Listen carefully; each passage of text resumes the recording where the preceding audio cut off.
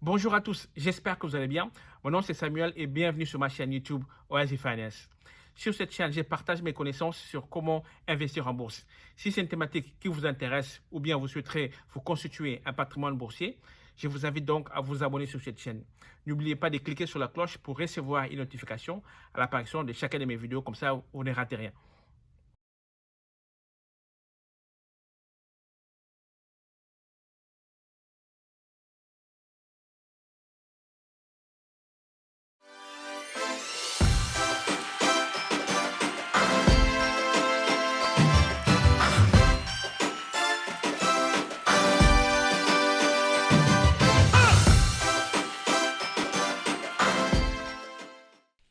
Dans cette vidéo, je vous propose de voir ensemble deux sociétés très intéressantes. Une de sociétés dans le secteur technologique et l'autre dans le secteur financier. Il faut noter que cette vidéo n'est pas une recommandation d'achat, c'est juste mon avis à moi personnel que je partage avec vous. Je vais analyser les compagnies par l'ordre suivant. Premièrement, on va regarder le profit de la société. Comment est-ce que la société gagne son argent? Deuxièmement, rentrer dans les finances. Quels sont les bilans financiers de l'entreprise? Par après, on va regarder les risques associés avec l'investissement qui va avec cette entreprise. Et par la suite, je donnerai ma conclusion. La première compagnie que nous allons voir ensemble, c'est la compagnie Logitech International SA. Une compagnie que vous connaissez probablement si vous avez déjà acheté un clavier ou bien une souris ou bien même un webcam pour votre PC. Fondée en 1981 à Lausanne en Suisse et rapidement entendue à la Silicon Valley, Logitech a commencé à connecter les individus grâce à des périphériques informatiques innovants et à de nombreuses innovations d'avant-garde dans l'industrie, notamment la souris infrarouge sans fil, le trackball action avec la pouce, la souris lacée ou bien même plus encore. Logitech figure parmi les leaders mondiaux de la conception, la fabrication et la commercialisation des périphériques informatiques. La famille de ces produits s'est répartie comme suivant. Les manettes de jeux vidéo qui représentent 23,2%, les claviers et combos qui représentent 19,2%, les trackballs qui représentent 18,3%, le système vidéoconférence et caméra qui représente 16,6%, le système audio qui représente 9,2%, haut-parleurs mobiles qui représentent 7,5%, télécommande qui représente 1,5% et autres pour une totalité de 4,5%. Ainsi, la répartition géographique du business. L'Europe et le Moyen-Orient qui représentent 31,7%, l'Amérique avec 43,2% et l'Asie-Pacifique avec 25,1%.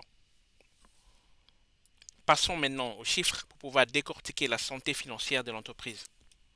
Si on regarde les bilans financiers de 2020, on voit que la compagnie a très bien performé avec un chiffre de ventes nettes de plus de 80% qui représente un montant total de 1,6 milliard, mais aussi les marges de profit ont aussi augmenté pour un pourcentage total de 45,2%.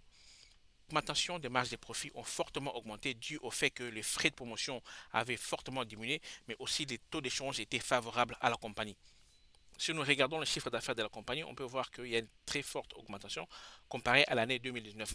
En 2019, la compagnie avait vendu pour un montant total de 2,2 milliards et en 2020 pour un montant total de 3,7 milliards, ce qui est quand même énorme. Si on regarde en termes de revenus nets, la compagnie avait eu un revenu net en 2019 pour un montant total de 235 millions et en 2020 pour un montant total de 720 millions. Donc il y a une très très grande différence comparée à l'année précédente. Donc on voit que en termes de vente, en termes de revenus, il y a une très forte croissance dans la compagnie. Si nous regardons le bilan financier de la compagnie, on peut voir qu'en termes d'actifs, la compagnie avait un montant total de 2,3 milliards en mars 2020 et en décembre 2020 un montant total en termes d'actifs de 3,8 milliards, ce qui est quand même une très grande différence. En termes En termes d'actifs courants, c'est-à-dire les actifs que la compagnie peut liquider immédiatement si nécessaire, la compagnie avait un montant total en mars 2020 de 1,4 milliard et en décembre 2020 un montant total de 2,8 milliards. En termes de dettes, c'est-à-dire les passifs, la compagnie avait enregistré en mars 2020 un montant total de 874 millions et en décembre 2020 un montant total de 1,7 milliard. Les passifs courants, c'est-à-dire les dettes que la compagnie devait rembourser immédiatement ou bien à court terme, la compagnie avait enregistré en mars 2020 un montant total de 714 millions et en décembre 2020 un montant total de 1,5 milliard. Voici comment la compagnie a gagné son argent en 2021. Voici comment la compagnie a gagné son argent en 2020. Et quand on regarde les tableaux, on voit clairement que c'est dans le component du gaming que la compagnie gagne le plus. L'industrie du gaming a rapporté à la compagnie un montant total de 436 millions. Les ventes de souris ont rapporté 213 millions et les ventes des claviers ont rapporté 218 millions. Le component de gaming de la société est assez intéressant et j'espère qu'ils vont pouvoir faire croître ces business dans les années à venir. Si on regarde les ratios financiers de l'entreprise pour pouvoir mieux évaluer la compagnie, on voit que la compagnie a un PI ratio de 16,92%. Le PI est tout simplement un indicateur financier qui permet d'évaluer la valeur d'un titre par rapport au prix des titres de la société du même secteur. Plus le PI est faible, plus l'action est considérée comme bon marché. Le ratio price to sell est de 2,41. Le ratio price to sell est tout simplement un ratio financier qui met en rapport le prix auquel l'action de l'entreprise s'échange sur le marché financier, soit la capitalisation boursière de l'entreprise avec les chiffres d'affaires de l'entreprise de ces derniers 12 mois. La marge brute est de 37,18%, la marge d'opération est de 10,13% et la marge nette est de 15,11%. Ce qui est à mon avis très bas. Je préfère investir dans des compagnies qui ont une marge nette de entre 20 à 30%. Le rendement des actifs est de 20. Le rendement des actifs est de 20,63%, ce qui est très bien. Les retours sur capitaux propres est de 33,97% et les retours sur investissement est de 33,73%, ce qui est très bien aussi. La capitalisation boursière de l'entreprise est de 16,49 milliards.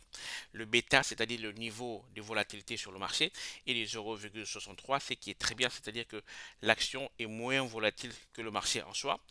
Le EPS, earning per share, soit bénéfice par action, est de 5,48. Le EPS, earning per share, soit bénéfice par action, mesure en fait la rentabilité d'une entreprise. Si le chiffre est positif, c'est-à-dire que la compagnie est rentable. Si le chiffre est négatif, c'est-à-dire que la compagnie n'est pas encore rentable. Et de préférence, nous souhaitons investir dans des compagnies qui sont déjà rentables. La compagnie paye un dividende de 0,86%, ce qui est très peu. Mais étant donné que c'est une compagnie à forte croissance, je ne m'attends pas vraiment à des grosses dividendes. Voici les recommandations des analystes. Les analystes ont recommandé la société Logitech à un niveau 2, ce qui veut dire qu'ils recommandent d'acheter cette action.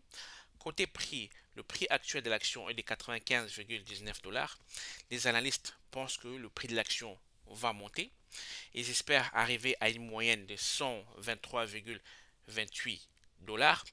Au best case scénario à un prix de 135 $ et au worst case scénario à un prix de 112,70 $. Après avoir étudié le profil de la compagnie, les finances de l'entreprise, nous allons maintenant passer aux deux dernières étapes qui sont l'analyse du risque associé avec l'investissement dans cette action et par après je vais clôturer avec ma conclusion. Quand je regarde le bilan et les ratios financiers de cette entreprise, je ne vois pas vraiment quelque chose d'alarmant en ce moment. Mais il y a deux à trois choses que je n'ai pas vraiment aimées. L'une des choses que je n'ai pas aimé dans Logitech, c'est le niveau de free cash flow qui s'élève à seulement 473 millions. Ça peut paraître beaucoup, mais c'est très peu pour une entreprise de cette taille. La deuxième chose que je n'ai pas vraiment aimé, c'est le niveau net de marge de profit qui s'élève à seulement 15,11%, ce qui est très faible à mon avis. Je préfère investir dans des compagnies qui ont une marge de profit net de entre 20 à 30%. L'une des choses qui me préoccupe aussi, c'est le big jump que la compagnie a fait en 2020. Avant la crise, l'action s'échangeait sur le marché financier à un prix de 48,63 $. Ça a baissé en mars à un niveau de 31,72 $. Après, ça a remonté jusqu'au niveau le plus élevé qui était de 121,80 $. C'est qui est quand même beaucoup. Donc, j'aimerais savoir en fait qu'est-ce qui s'est passé. Pourquoi ce big jump? Qu'est-ce qui justifie en fait ce mouvement? Donc il faut que je regarde encore un peu plus en détail pour mieux comprendre en fait ce qui s'est passé. Parce que quand je regarde les chiffres des ventes seulement, il y a, il y a des changements, mais ça ne justifie pas en fait le big jump qui a été effectué. C'est vrai que en 2020, beaucoup d'actions ont monté, surtout des actions technologiques, mais cela n'est pas justifiable du point de vue financier. Donc, il faut que je regarde en fait pour mieux clarifier ce qui s'est passé et de voir s'il y a une explication valable qui explique pourquoi l'action a monté si temps, à un si peu de temps. Voilà, nous arrivons maintenant à la conclusion. Qu'est-ce que je pense et qu'est-ce que je compte faire? Personnellement, je pense que Logitech est une compagnie qui est super. J'aime leurs produits et j'aime le secteur dans lequel ils opèrent. Il y a les choses que j'ai moins aimées, comme par exemple leur niveau de cash flow que je trouve maigre. J'espérais que la compagnie de cette taille allait avoir un cash flow plus élevé, étant donné, un, la capitalisation boursière et deux, le secteur dans lequel ils opèrent. Donc ça m'a vraiment étonné que côté cash et côté revenu, c'était pas vraiment waouh. J'aime investir dans des compagnies qui sont riches en cash flow et riches en revenus, ce qui n'est pas vraiment le cas avec Logitech. Je dois quand même dire que la santé financière de l'entreprise est très bonne. Il n'y a pas vraiment beaucoup de choses à la rapprocher. C'est tout simplement que, de mon niveau, je préfère des entreprises qui sont riches en cash flow. Est-ce que Logitech est une compagnie dans laquelle j'aimerais investir? La réponse est oui, mais pas au prix actuel. Je mettrai la valeur de Logitech dans mon radar ou bien dans ma watchlist, comme ça je peux étudier l'évolution de l'action.